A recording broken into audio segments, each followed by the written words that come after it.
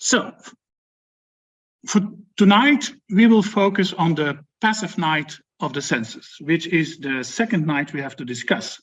And it may be a good idea to start again with our overview of the journey to divine union as depicted in the writings of St. John of the Cross. We know by now that the whole spiritual path towards union with God consists of three main phases in St. John's writings. The first phase of purification, which corresponds with the beginners or with spiritual childhood. The second phase is called illumination, which is for the more advanced and corresponds with spiritual adolescence. And the final stage is then called union or marriage with God, and that corresponds with the perfected or spiritual adulthood. And we've also seen in the previous lectures that these three main stages are transitioned by several so-called dark nights. The stage from purification to illumination is characterized by the active and the passive night of the senses, where the sensory or the sensual part of the soul is purified. Last lecture, the second one, we focused on the active night, and today we will focus on the passive one. The final lecture, the fourth lecture, obviously will give attention to the dark night of the spirit, where there is still a deeper purification that the disciple undergoes, also in an active and in a passive phase, resulting, as mentioned, in divine union or marriage with God. The active night of the senses, as the word itself clearly points out, is a phase of purification where we ourselves, due to our own personal active efforts and self-discipline, endeavor to disidentify ourselves from our sensory inordinate attachments and worldly desires. But as we've already seen, the active phase is not sufficient. St. John points out that in order that all our imperfections that could be a hindrance towards the union with God are cleansed, purified, transcended, we need also a passive phase. A phase where we ourselves are receptive to the divine influence, to divine grace. He himself formulates it as follows. Till soul is placed by God in the passive purgation of that dark night of the senses, it cannot purify itself completely of its imperfections. But people should, insofar as possible, strive to do their part in purifying and perfecting themselves, and thereby merit God's divine cure. In this cure, God will heal them of what through their own efforts they were unable to remedy. What does he mean here? What does he want to convey? The dark night of the senses in its active phase consists of a range of spiritual disciplines. You may think of meditation, study of sacred scripture and spiritual literature, contemplation, prayer. Within the Christian tradition, of course, also participating to the holy sacraments, going to the church services, and celebrating the Eucharist. Any other religious tradition would have probably also other communal and ritual participations. They all are things that we have to actively perform, obviously. It's through these self-devised efforts, that discipline, that form of ascesis, that the disciple gradually becomes liberated from worldly identifications and inordinate attachments, becomes more and more transparent for the influence of God. But there is a problem here, which can be summed up very simply as follows. Namely, that the self that does the cleaning is ultimately, of course, the self that has to be cleansed in the first place. So St. John is very clearly aware, as any other genuine mystic, that the disciple gets into a dilemma or a conundrum. Namely, that the successful efforts to follow the path inevitably strengthen the ego, strengthen the sense of self-power, create in the disciple the idea that he and she can do it herself and should do it completely on her own herself. Strangely enough, ironically, there arise new attachments, new sensory experiences, but on a spiritual level, exactly as a result of the act of night, of following a specific spiritual path with its practices, with its prayer, with its meditation, with its good works. What the disciple experiences are very subtle spiritual attachments, which can be understood as consolations, delights, offered by the study, offered by meditation, a sense of peace and calm and spiritual autonomy and strength. By becoming more free from the world, there arises a new attachment which is of a spiritual nature. And that has to be purified too. But you understand by now, in St. John's psychology, the sensual part of the soul that enjoys this spiritual life cannot itself get rid of these enjoyments. That's something that God himself has to do. And the image that St. John uses, and it's a very beautiful and convincing image, is the one of a mother and a child. Let's see how he talks about that. In the beginning, he says, the soul is spiritually nurtured and caressed by God, even as is the tender child by its loving mother, who warms it with her bosom and nurtures it with sweet milk and soft and pleasant food, and carries it and caresses it in her arms. But as the child grows bigger, mother gradually ceases caressing it, and hiding her tender love, puts bitter aloes upon her sweet breast, sets down the child from her arms, and makes it walk upon its feet, so that it may lose the habits of a child and betake itself to more important and substantial occupations. In other words, he uses this analogy to make clear that just like a mother towards her baby, her child, gives tender consolations, like sweet milk and soft and pleasant food, and carries the child very close to her, in a similar way, in the beginning stage of purification, during the act of night, we feel a lot of spiritual delight, desire, pleasure. Yes, it's all difficult, but in the bottom line, we feel spiritual consolation. We finally found a path. We finally have found a structure, a way of life, which is no longer obsessively focused on the world. It's like the first years of a marriage, you know. We're all happy in found a new relationship, namely the relationship with God, with the divine.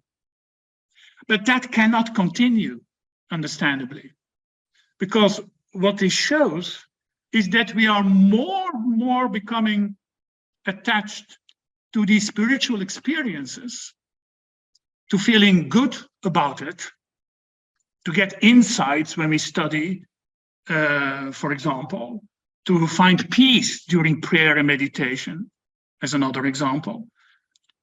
It becomes clear that we are more and more attached to these spiritual experiences than that we are really directed with our heart towards God.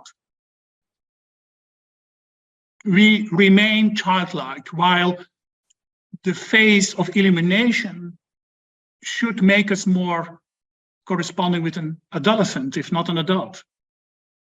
So in the passive night that we now enter, we begin to learn to love God for God's sake, or at least for love's sake, and not to love the experiences that are sometimes given to us by God or by following the spiritual path. And this is, of course, a very important phase.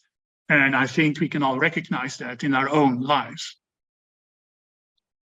So St. John says, since the conduct of beginners in the way of God, because we're still in that beginning stage of purification, is lowly and not too distant from love of pleasure and of self, so very egotistical, God desires to withdraw them from this base manner of loving and lead them on to a higher degree of divine love, namely the degree that corresponds with the phase of illumination. Therefore, he weans them from the breasts, these sweetnesses and pleasures, the pleasures given by meditation, by study, by going to church, or whatever rituals one happens to do. And God gives them pure aridities and inward darkness. So one enters a desert-like dryness. And God takes from them, from these beginners, all these trivialities and childish ways, and by very different means causes them to win the virtues. And he adds, God does this only after beginners have exercised themselves in the active night for a time in the way of virtue and have persevered in meditation and prayer. For it's through the delight and satisfaction they experience in prayer that they have become detached from worldly things and have gained some spiritual strength in God. And here he clearly summarizes what I try to convey. In the beginning, there was really nothing wrong in feeling delight and satisfaction in spiritual things. Because it's exactly because it gives delight, it gives more joy than sex, drugs, and rock and roll, to put it in that way, that we start a spiritual path to begin with. If we would not start a spiritual path because we feel more happy with it, or it satisfies us, or it gives us more meaning than a purely worldly life, we would never begin. It's as simple as that. And if we fool ourselves in thinking that we, in the beginning of our spiritual path, we are fully altruistic and motivated by a desire to become one with God, St. John would say, well, think again, then you're really deluding yourself and underestimating the power of the ego. So there is nothing wrong with admitting and also acknowledging the value that the first phase of purification is largely motivated because the spiritual practice gives us more satisfaction than our jobs, than our family life even, or any other worldly employments that until then were central in our life. But you see, the ego that was central in our worldly life takes now a central place in our spiritual life, and that cannot continue. That has to stop. And the passive night is intended to make that possible. Now, one way that in tradition, the night of the senses is being portrayed is to see it as a kind of combat against the 7 capital vices or sins. Within the Christian tradition, already in the 3rd and 4th century, you see that with the spirituality of the Desert Fathers in the writings of people like Evagrius Ponticus, and later on in the Middle Ages, and that's something that St. John picks up, you see that idea of 7 capital sins, 7 capital vices. You have a list here with their corresponding virtues. You probably know all of them, if not only in theory, probably also in practice. If we start from the bottom, pride, which is really the root of all other vices, followed by greed, sloth, gluttony, envy, anger, and lust. And you have then corresponding virtues. Humility is the virtue against vice, and then you have charity, diligence, temperance, kindness, patience, and chastity or purity. Now, the dark night of the senses can be understood as combating these vices. Now, on a footnote, these are also called 7 capital sins. And the word sin has, of course, a very loaded negative meaning in our culture. And personally, I think for reasons that are to a certain extent understandable, because the word sin has been abused and wrongly understood. But it would be a pity to get rid of it because its original meaning unveils something we would lose if we would get rid of the term.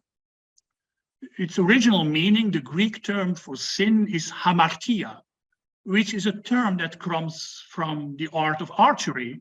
And hamartia, translated as sin in the New Testament, literally means missing the mark. Now, the moment you get that, you also get the deeper meaning of terms like living in sin. That doesn't have immediately sexual connotations.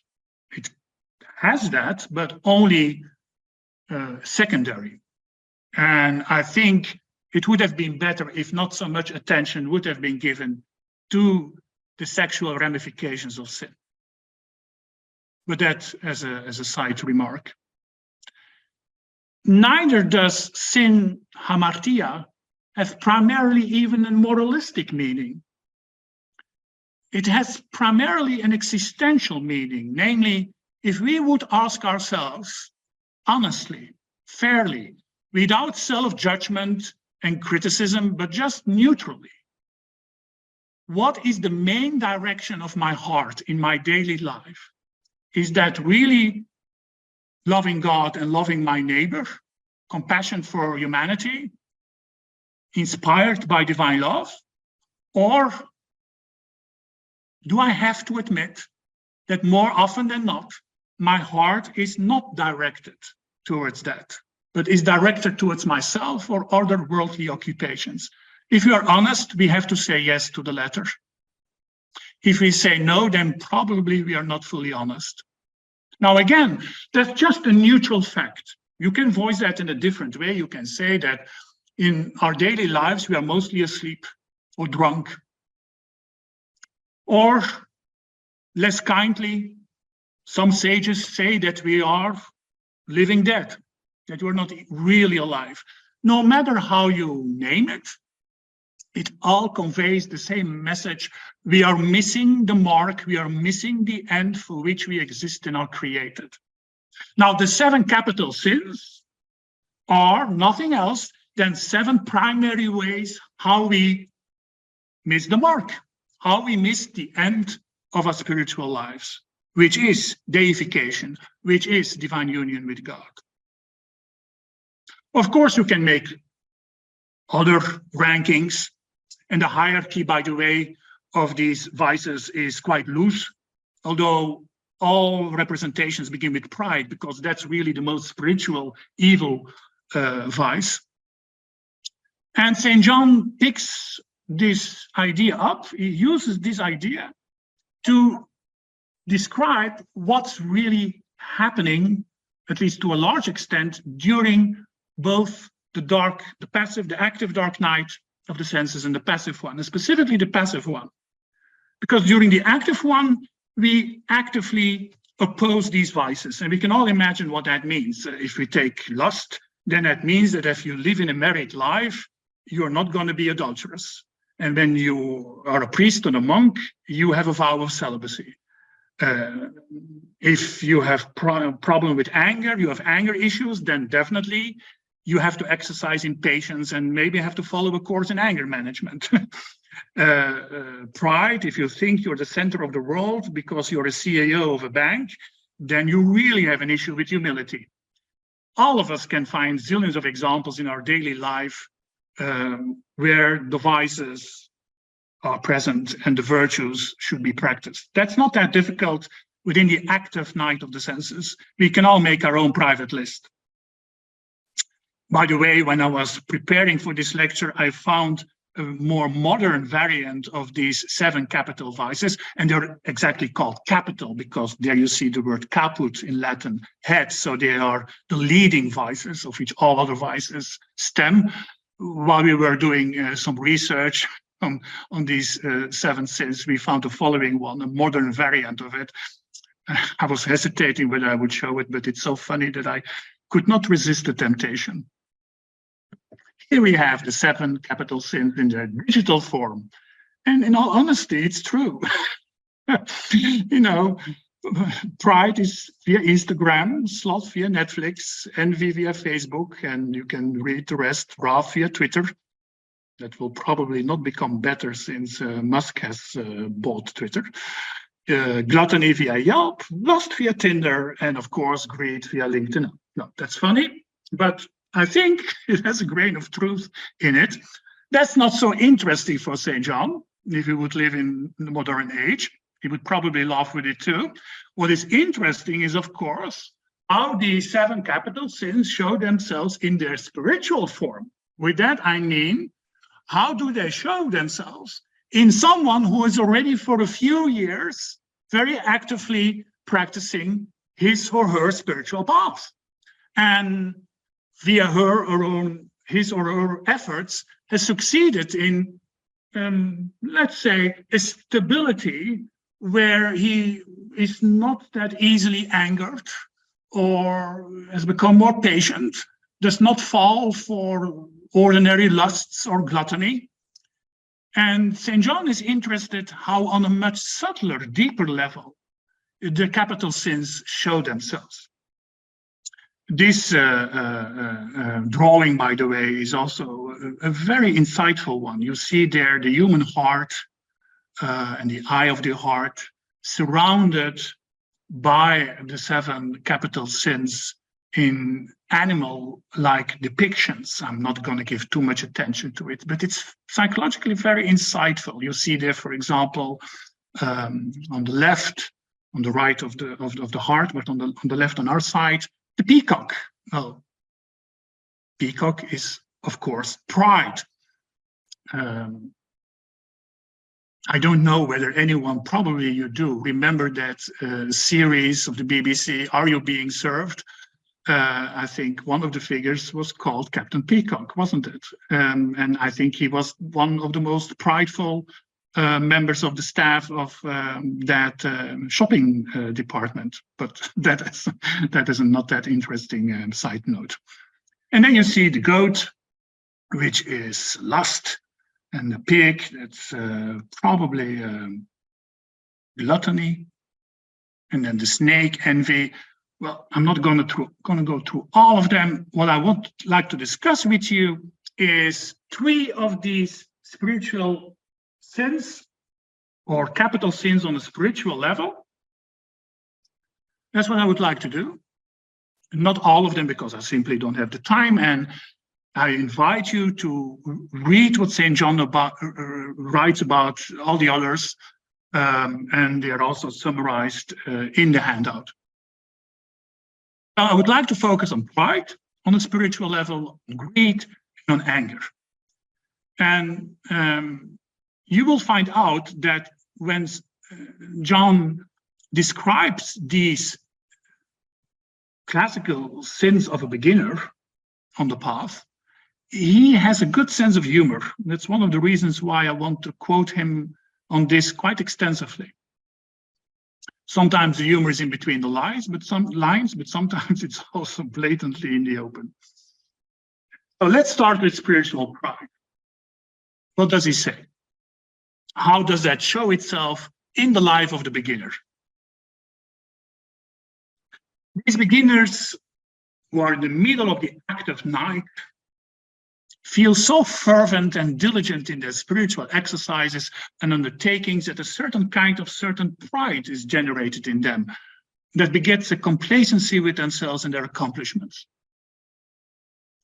So what inevitably, according to John, happens in the beginning stage during the active night, after a few years of failings and rising again, falling and rising again, one starts to get the feeling that one is made some progress and that one has accomplished, well, at least something on the path.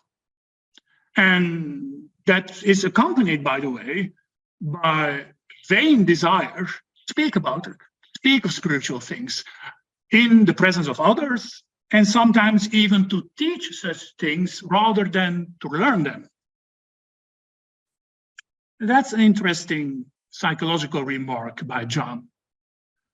A characteristic for spiritual pride, hence a lack of humility, is that already in a very early phase, simply because the disciple has some experiences or has some insights as a result of his practices and his studies, he has a desire to speak about it and even to present him or herself as a teacher while one is still learning. So to apply that to myself, instead of practicing inner poverty, I am seduced to put much more time in teaching about inner poverty than in practicing it. That's more or less the idea. Maybe we all know these kind of people who probably live also inside of us and not only outside of us. That spiritual pride shows itself, of course, in different ways, and very often it shows itself in a kind of superiority feeling, openly or secretly. If one is polite, it's secretly. If one is less polite, one condemns people even in public. So St. John describes this manner of doing as follows. The beginners then condemn others in their hearts, so that begins secretly, when they see that they have not the kind of devotion which they themselves desire. And sometimes they even give expression to this criticism, like the Pharisee, who boasted of himself, praising God for his own good works and despising the tax collector. That's, of course, a famous parable in the New Testament given by Jesus, to which St. John refers. I want to read this because it's a pivotal scene when Jesus is being threatened by the Pharisees and the scribes, those who obey the Jewish law very literally and are very proud in being able to do that. At such a moment, a conflict between him and the Pharisees, he gives that parable. And that it's really a good exemplification of spiritual pride. To some who were confident of their own righteousness and looked down on everyone else, Jesus told this parable. Two men went up to the temple to pray, one a Pharisee and the other a tax collector. Even in that day and age, tax collectors were not the most popular people. Sometimes it's translated as a publican. Two men went up to the temple to pray, one a Pharisee and the other a tax collector. So both of them outwardly go to the temple. So they symbolize two people who clearly are in the active night of the senses. They practice their religion. But now an interesting difference shows up. The Pharisee stood by himself and prayed, God, I thank you that I'm not like other people, robbers, evildoers, adulterers, or even like this tax collector. I fast twice a week and give a tenth of all I get. what the Pharisee is doing is naming in the face of God all his virtues, which are, by the way, real, not made up. He's not a hypocrite, but he's clearly self-righteous. And he is happy that he is not a victim of the ordinary vices, capital sins, that ordinary people are a victim of. I'm not a robber, I'm not an adulterer. And I fast as is prescribed by my religion or by my tradition. And I even give alms of my wages. The parable continues, but the tax collector stood at a distance in the back of the temple, not in the front. He would not even look up to heaven, but beat his breast and said, God, Lord, have mercy on me, a sinner. Have mercy on me as someone who continuously misses the mark. And then Jesus comments his own parable. I tell you that this man, this tax collector, rather than the other, who went home justified before God.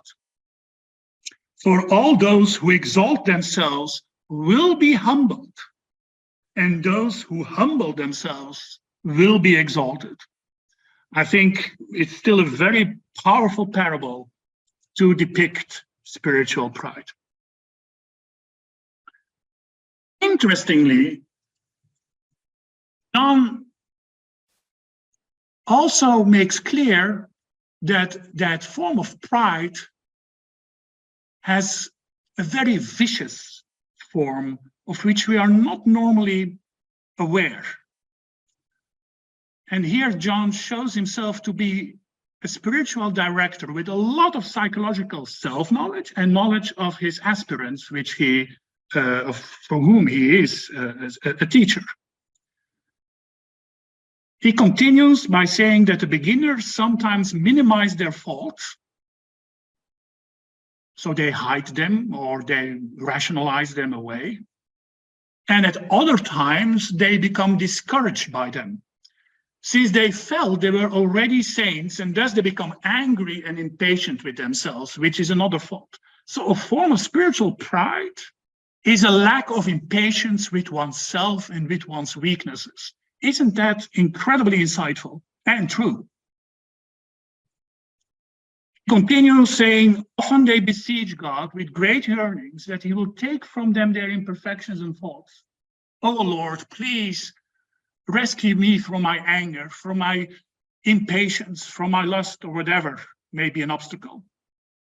But, says St. John, they do this that they may find themselves at peace and may not be troubled by them, rather than for God's sake, not realizing that if he should take their imperfections from them, they would probably become prouder and more presumptuous still.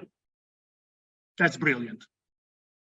And here you see very clearly depicted the main issue which is at stake during the passive night, because this behavior, praying God or increasing one's self-efforts, if one would not pray to God, in order to get rid of one's vices, is here motivated by the desire to finally have more peace, peace of mind, peace in heart, to no longer be troubled by them.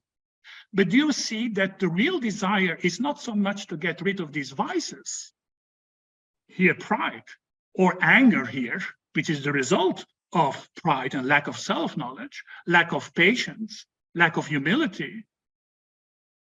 Do you see that what motivates it here, the desire for peace, is exactly a desire for spiritual consolation, that attachment, which is the object of the passive night of the senses. It's beautiful, very clear insight. So during the passive night, the disciple will be led by God in a desert-like dryness, so that he or she no longer experiences any spiritual consolation as a result of his practices. And that dryness is necessary, because otherwise one would be constantly inclined to pray God to take one's weaknesses away. Spiritual greed, that's also a funny one. Really a funny one, the way here how John describes it. How do we recognize spiritual greed in the life of a beginner? In other words, in our own lives. Many of these beginners have also at times great spiritual greed. They will be found to be discontented with the spirituality which God gives them. In other words, it's never enough. Each time when they get a spiritual insight as a result of their studies, whether they are studying the Bible, the Psalms, or mystics, any kind of spiritual literature, you can choose your own literature if you want to make the point. It's never enough. Each time a certain satisfaction is reached, there is a more desire for a further satisfaction. Each time when a certain problem is solved as a result of studies, there is, of course, another metaphysical problem that has to be solved. And that goes indefinitely, and the person is not even aware that it's blatantly spiritual greed hiding itself as a desire to have knowledge. But why? Why? He himself says. Well, the behavior speaks for itself. And again, I think we can recognize ourselves to a certain extent in the depiction. Many can never have enough of listening to counsels or lectures via Zoom or otherwise. Yeah, I'm not now really advertising, now I notice, to witness every Sunday a Zoom lecture, but nonetheless, many can never have enough of listening to counsels and learning spiritual precepts and of possessing and reading many books about them. And they spend their time on all these things rather than in the perfecting of an inward poverty of spirit to which they are obliged. He continues with a good sense of humor. Remember, he's addressing monks, nuns, religious people of his day and age, also in his own monastery. So you can imagine how they felt when they read what he's writing. Furthermore, they weigh themselves down with over-decorated images and rosaries. Now they put down one, now they take up another, now they change about, now change back again, now they want this kind of thing, now they prefer one kind of cross to another because it's more curious, and others you will see adorned with relics and tokens like children with trinkets. Now, of course, within the Christian context, in the 16th century, the objects that are here described are crosses, rosaries. That's not that important. You can fill that in with your own spiritual objects. In this day of spiritual and religious diversity, if not spiritual consumerism, which is really criticizing here, you can as easily say that one week one buys a Buddha statue and the other week a new mandala and then scented candles and then incense and then bells and then, you know, fill the list indefinitely, you know, you get this message. So don't be giving too much attention to crosses and rosaries, but the fact that he criticizes that people in the beginning stage are more occupied with these things, these outward things, than with inward devotion is very, very important. And he makes clear that I do not condemn the attachment, but what I here condemn is the attachment of the heart and the affection which they have for the nature, multitude, and curiosity of these things. For true devotion must come from the heart and looks only to the truth and substance represented by spiritual objects. All the rest is imperfect attachment and possessiveness. Any appetite for these things must be uprooted if some degree of perfection is to be reached. So John is not criticizing that one has in one's private prayer room, for example, a very beautiful Bible or an old copy of the Quran or of the Upanishads, a statue of the Buddha, of Krishna, or pictures of spiritual masters, or a cross, if one is Christian, or another image of Christ. That's not the problem. The problem is the obsession with these outward things as a surrogate of trying via this way of addictive behavior, because that's what it is, trying to fill in the God-shaped hole in one's heart with things that are still not God. They may point to God, but that's not the reason why one is so occupied with them. It's really a form of addictive behavior, but on a spiritual level. And here you see again, that's not something that the sensual part of the soul can get rid of herself. That has to be done by God, of this kind of greed. Anger, the final one I would like to give some attention to. Because of the strong desire of many beginners for spiritual consolations, remember, that's their main motivation in the purification phase, in the active night, they usually have many imperfections of anger. Why? When their delight and pleasure in spiritual things come to an end, these beginners naturally become embittered. And because they bear that lack of sweetness, they become peevish in the works they do and easily angered by the least thing. And occasionally, they are so unbearable that nobody can put up with them. Yeah, well. So the psychology here is again very accurate. One is no longer attached to worldly things, but very much attached to spiritual things, to the pleasure and the light that it gives, that they give. And clearly, anything that's an obstacle to that, like social duties, work duties, family duties, is an occasion to become frustrated, irritated.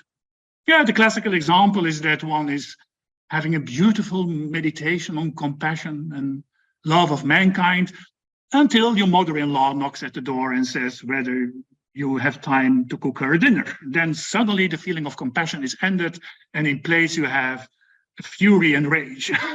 That shows spiritual anger. If you find your meditations and your studies in whatever scripture more important than helping your mother-in-law think again, St. John would say.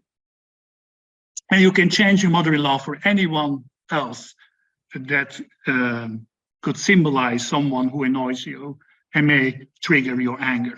This is not a critique, obviously, to mothers-in-law.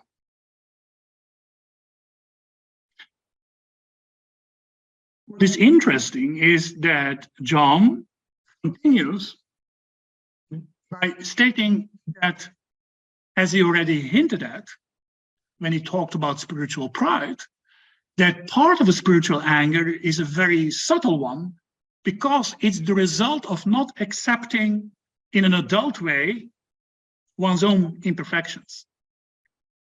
He says, other beginners, in becoming aware of their own imperfections, grow angry with themselves in an unhumble impatience. So impatient are they about these imperfections that they want to become saints in a day. So they're not interested in God. They're not interested in divine union. They think they are. What they're interested in is the ideal of self-perfection, which, if you think about it, is essentially demonic, because in the Christian mythos, it was Lucifer himself. He wanted to be like God without ever being it. So spiritual anger is really very much hooked to spiritual pride, because there is nothing as prideful as the ambition to be morally perfect. So they do not have the patience to wait until God gives them what they need when he so desires. Their attitude is contrary to spiritual meekness or kindness and can only be remedied by the purgation of the dark night. Now, again, the psychological insight is superb, because there is obviously a relation between being easily angered toward others, towards one neighbor, and easily angered by the incapacity of accepting one's own weaknesses and imperfections and the lack of patience. Because if you do not accept your own imperfections, you will definitely not accept them in your neighbor. He adds on a humorous note Some, however, are so patient about their desire for advancement that God would prefer to see them a little less so. That's funny. So he pleads for patience because that's the root problem of spiritual anger, but he adds on a comical tone, although I would like some of my novices and aspirants in the monastery, he must be thinking of a few people, I would like them to be a little bit less patient. That's really a good sense of humor. Okay. I would now like to go to a question which is, of course, very important. How do we recognize that one is entering the passive night of the senses? I want to point out also something which is repeatedly mentioned already, that although there is a kind of sequence between the active night and the passive one, in the sense that the passive one is coming after the active. In practice, they complement each other, and the passive night can already start feeling its presence while one is still very much actively involved. So keep that in the back of your mind. We're talking about these things as clear linear stages. In practice, it can be more complicated, obviously, and one needs a spiritual director to guide you through these periods, which can also be very confusing. Now, one important thing which can be part of the confusion is, how do we know that that sense of aridity, that sense of dryness, of no longer feel comfort and consolation and inspiration in one's spiritual path is not simply the result of lack of discipline, lukewarmness, a bodily disposition, or what we now would say, psychological depression. We live in an age where, as you know, the term dark night of the soul really suffers from an inflation because it's casually and indiscriminately used for any ill-feeling, world weariness, or personal psychological crisis. Obviously, we know by now that John meant and means with a dark night something very specific, but he was very much aware, although the word depression did not exist in his time, that was called melancholia, or something like being the victim of a humor, because in the medicine of that day and age, the humors were the causes of a lot of diseases, including what we now would call mental diseases. So he was aware of how to distinguish one thing from the other. And he gives 3 signs, and I mentioned them and comment on them a little bit. And they're really very accurate and helpful.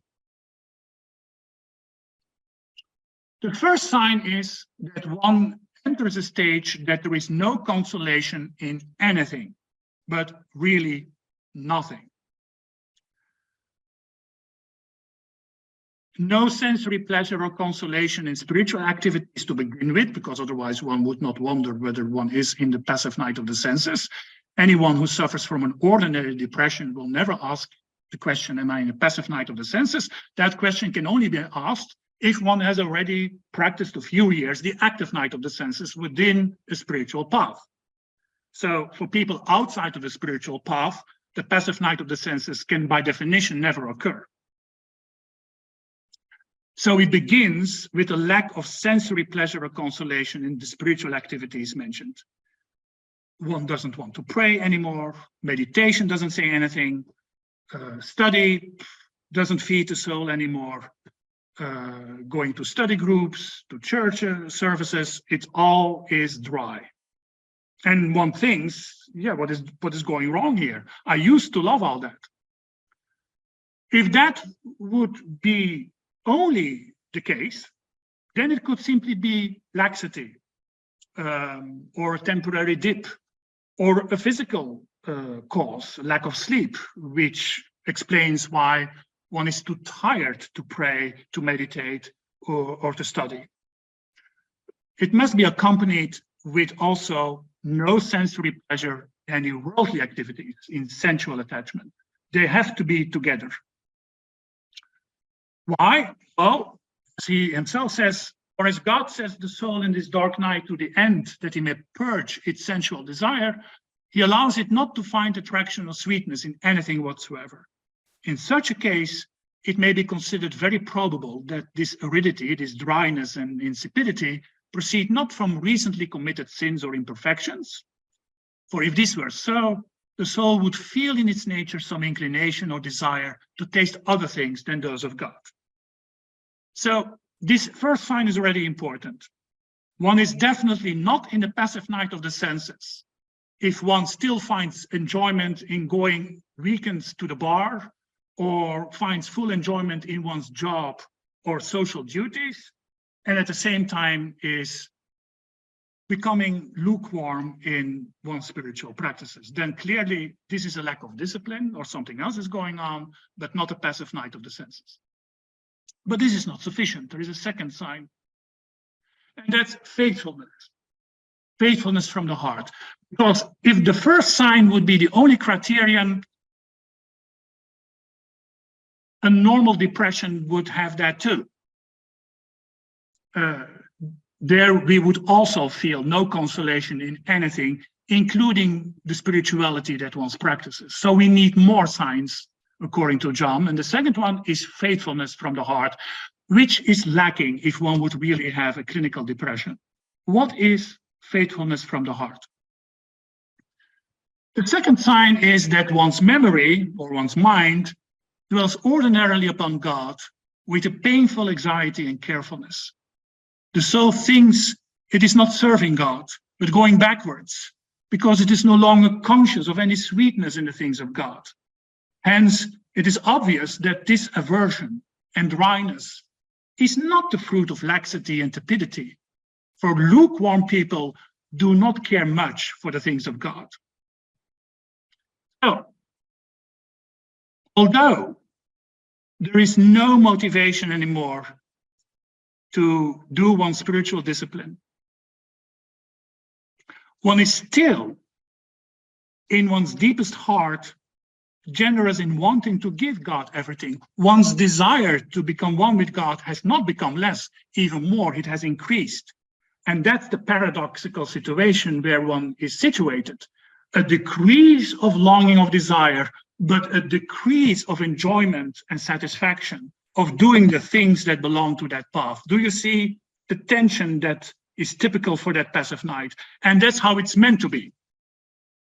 Now, if one's desire for God would also have decreased, then by that lack of faithfulness in the heart, there is probably something else than the second sign of the passive night of the senses. So there is the desire to habitually turn to God, but not via the ordinary ways that one is accustomed to. The soul feels more a longing for solitude and repose, not to get rid of the world, not to get isolated from one's family or friends. One still has love for one's friends and family, that has not decreased, but because the soul feels that there is a need for an inner solitude and peace in order to be one with the beloved. At the same time, there can be a lot of confusion in the disciples' mind and heart, because what is really happening can maybe best understood as follows.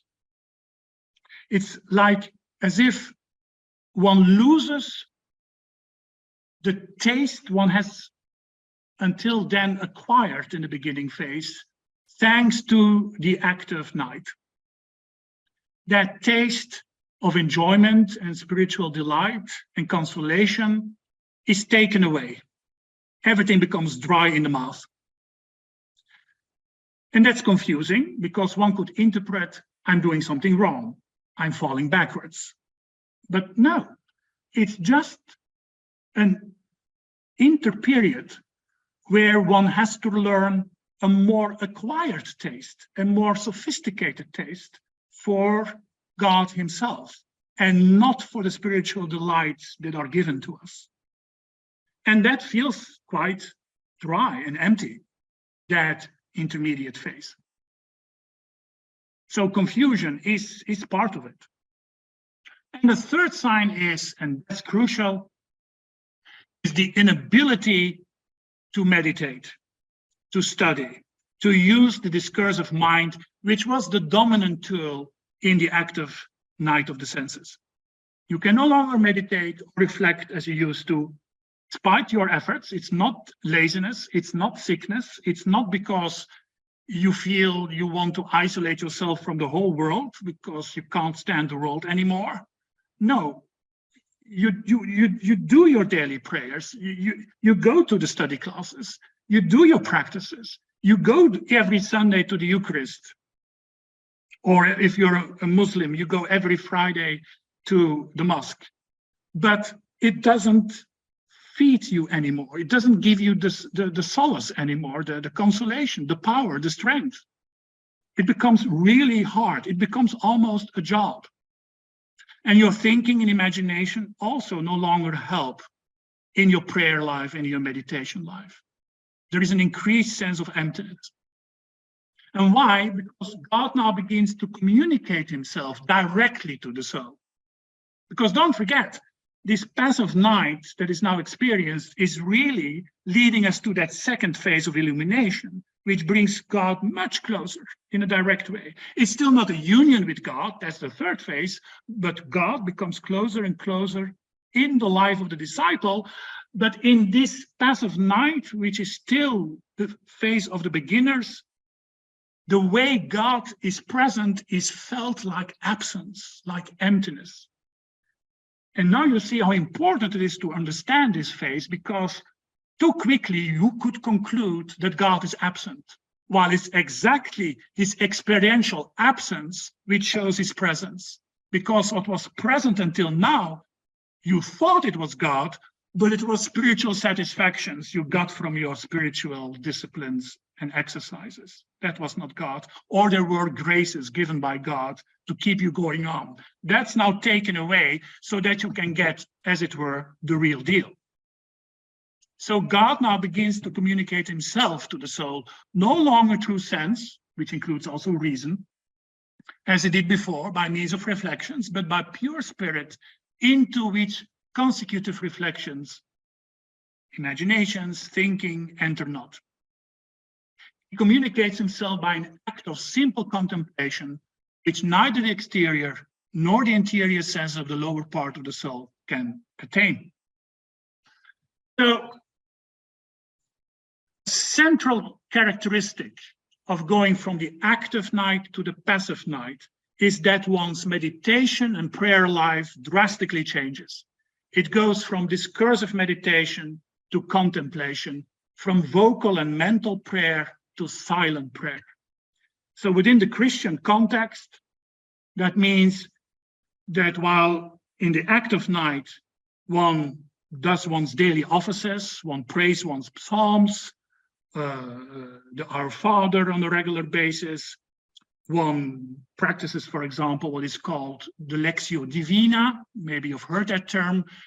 It's a spiritual reading of the Bible where one meditates on crucial passages in the Bible, Old or New Testament, to unveil their deeper symbolical spiritual meaning and to apply them on your life.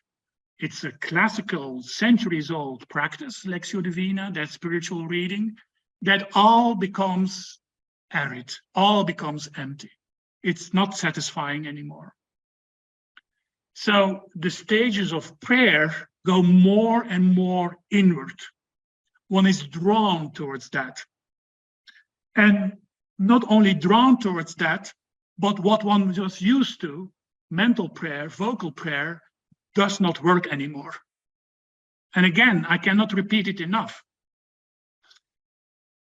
We would wrongly conclude that there is then something wrong with us. No, it completely makes sense if you know the whole trajectory, because that's exactly what should happen. Here you have a very beautiful definition of contemplative prayer by the friend and spiritual teacher of St. John, Teresa of Avila. Contemplative prayer, she says, is nothing else than a close sharing between friends. It means taking time frequently to be alone with him whom we know loves us, and nothing else. What is contemplative prayer? I sit and look at him, and he looks at me, and we both are silent. Nothing else. No images, no visualizations, no words. It's the pure prayer of the heart. And to that prayer, the soul has to be adjusted, and can only be adjusted and even invited to because all the rest is taken away. Incidentally, I can advise, if you're more interested in the specific nature of contemplative prayer, that's a beautiful book of Thomas Merton. And out of that book, there is this quote: "True contemplation is not a psychological trick. It's not a methodology, but a theological grace. It can come to us only as a gift and not as a result of our own clever use of spiritual techniques. If the latter will be the case, obviously, the ego would become a very, very subtle ego, empowered in its own self-delusions." Now, we could say, in one sentence, it's only when we hit bottom in our own efforts that this purgative, purifying contemplation is infused by God, is given by God. It is as if in our heart a space is created, and we can no longer fill it in with everything we have tried. And that's a good thing. It's a painful thing, because that space is at the same time also a wound filled with desire, which is not yet fulfilled, but which we cannot fill with anything else than God himself. And that pain, that being in the desert, is exactly the emptiness and the space which allows us to have that relationship with God one-on-one, in silence, in stillness, in spaciousness. So John says, contemplation happens. Beautiful, eh? It happens. It's not something we can construct. It happens when the soul's discursive acts and meditations cease, not by laziness, not by failure, but because we cannot continue it anymore, because it's taken away. And the soul is therefore unable to practice discursive meditation as before, or find any support for the senses. The sensory part is left in dryness because its riches are transferred to the spiritual part, to the spirit which does not pertain to the senses. And since the soul cannot function naturally except by means of the senses, which includes the reason, it is God who in this state is the agent and the soul is the receiver. The soul conducts itself only as a receiver and as one in whom something is being done, hence passive. God is the giver and the one who works in it by according spiritual goods in contemplation, which is knowledge and love together, that is, loving knowledge. Very impressive. And I invite you to read that several times after this lecture. To conclude, how can one then best conduct oneself during this night? John writes a lot about that. You can find some things in the end of book 1 of his book, The Dark Night. And some quotes of it are also part of the handout. I only give you a very concise quote, which sums it up. But in a nutshell, there are 2 things that one has to keep in mind. First, do not go back to what you were doing before. He's very clear on that. That's the seduction. The ego wants to have ultimate control in one's spiritual life, just like it wanted to have it before it started the spiritual life in the world. That didn't change. So if there is one thing the ego dislikes, it's giving its control over to God, to the other. And if you don't like the word God, name it something else. But what is crucial is surrender. And that's what the ego vehemently dislikes. That's why the ego is pushed to the wall by God. That's why I've called it hitting bottom. And again, not due to a psychological crisis, not because one has lost his job or one is an addict or has other psychological problems that have to be dealt with on their level, but because the spiritual path leads to that stage of hitting bottom. So the knee-jerk reaction of the ego is, of course, to go back to all the things it knows, all the things it has learned, all the things it can do, the prayers it's used to, the theological or philosophical insights it has. It wants to go to the known territory, its expertise, its knowledge, because that's its power. But that's also purely illusory in the sight of the divine. So not going back is really crucial advice. Remain in that wilderness. Continue your prayer, but let your prayer be inwardly. Remain going to the Eucharist, to church, St. John says. He doesn't say lie idly in bed. That would be laziness. And allow that you don't feel anything. It's part of the game. That not feeling anything is exactly what should happen. But do not strain your mind. Go from your mind to your heart. So the way in which the beginners in this passive night are to conduct themselves in this night of sense is to devote themselves not at all to reasoning and meditation, since this is not the time for it, not anymore. It could come back later on a higher level, but not now. But to allow the soul to remain in peace and quietness. Although it may seem clear to them, the beginners, that they are doing nothing and are wasting their time, the truth is that they will be doing quite sufficient if they have patience and persevere in prayer without making any effort. I find that really incredibly beautiful and humble and kind advice to one who is in that phase. Stop doing extra efforts. This is not the time when you're in the passive night of the senses. So the first thing is don't go back, but the second thing is remain in peace and quietness, however painful it could be at moments. And he gives a beautiful analogy, really well found. It is like as if some painter were painting a face. If the sitter, the model, were to move because he desired to do something, he would prevent the painter from accomplishing anything and would disturb him in what he was doing. It's well put. Huh? He compares the soul to the model and God with the artist, the painter. Now imagine that if you would be a model and God wants to paint you, so to speak, you would be constantly interrupting him and telling him how he has to use his brush and the canvas. That will not work.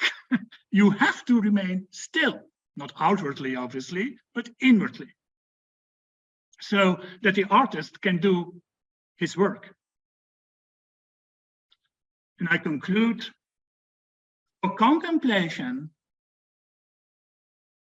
is nothing else than a secret and peaceful and loving inflow of God, which, if not hampered by ourselves, fires the soul in the spirit of love, fired with love's urgent longings.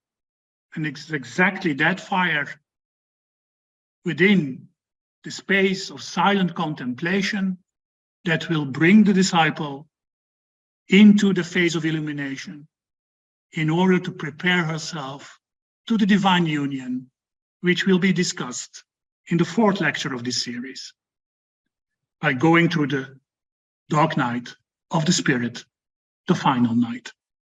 With that, I would like to conclude this third lecture, and I invite everyone now to have a break, and we will talk with each other, and maybe I can answer some questions if there are any,